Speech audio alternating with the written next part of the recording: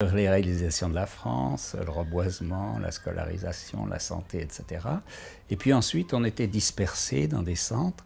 Et moi, j'ai été envoyé au fin fond du sud oranais, après Bedeau, Crampel, une sas qui s'appelait Elgor. Auparavant, on avait été rassemblés à Oran, on avait entendu des discours des officiels, et en particulier du maire, sur la légalité de la torture, sur le fait de la nécessité de la torture. Évidemment, on avait déjà été un peu secoués. J'ai eu la chance de tomber sur un officier, un capitaine, qui dirigeait cette sas, qui était un homme extraordinaire, qui lui avait compris que la colonisation s'était terminée, qu'il était là pour administrer une population qui n'avait même pas de carte d'identité, qui n'avait jamais connu aucune administration.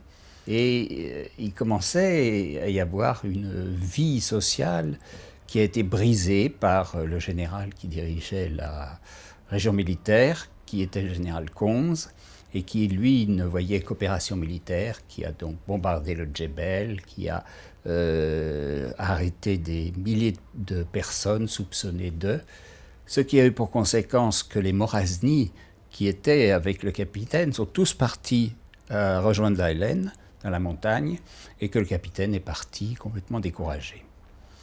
Alors moi, j'ai persisté. L'année suivante, c'était encore des voyages de propagande, et cette fois-ci, je suis tombé dans une école.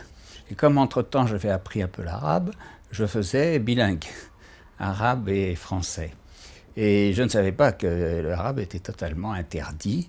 Et une fois, il y a eu une inspection militaire et des gamins sont venus, monsieur, effacez, parce qu'on va avoir des problèmes.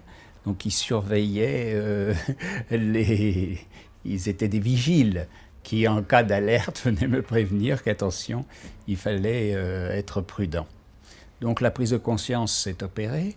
Et puis lorsque je suis revenu, j'ai commencé à militer pour la paix en Algérie, dans une organisation qui était l'Union de la gauche socialiste, où j'ai fait la connaissance de Claude Bourdet, Robert Barra et Pierre Stibbe.